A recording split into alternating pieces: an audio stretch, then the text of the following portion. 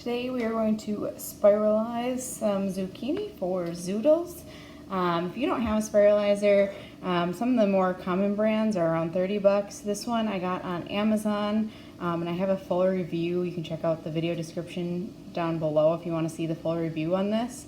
But this one was a lot more affordable.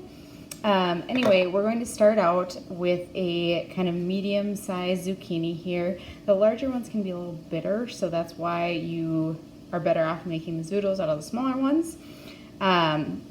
So basically what we're going to do now, you can see I trimmed the ends off, so you want to do that. Then we'll take our end here and just jab that in kind of, and it goes in pretty nicely. And then we're going to take this end. You can see it's got two hand grips on here, and I might actually just start holding it since it's kind of a longer piece, but we'll just want to start going. And this one you can see actually has two sizes, so if we want kind of the larger noodles or the smaller ones. So I did start with the larger ones, so I might try that out. You can kind of see the pieces that come from that, but we can also make the smaller ones too, kind of play around with which ones are better.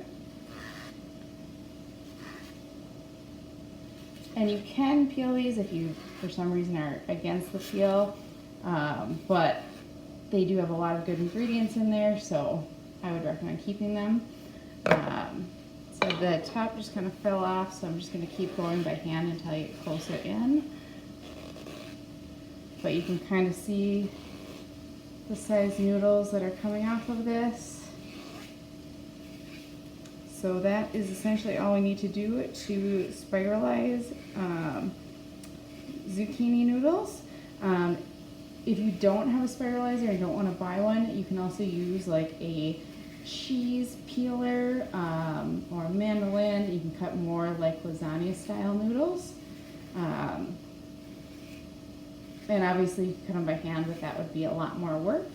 But yeah, we can just kind of see here what this turned into. Once you have your zoodles, whether that's your spiralized noodles, your sliced up ones, however you made them, you can eat these raw or cooked. So if you're going to eat them raw, I would recommend just lightly salting and like mixing this up a little bit and letting it sit for 10 minutes, and then pat them dry, or rinse them off and then pat them dry.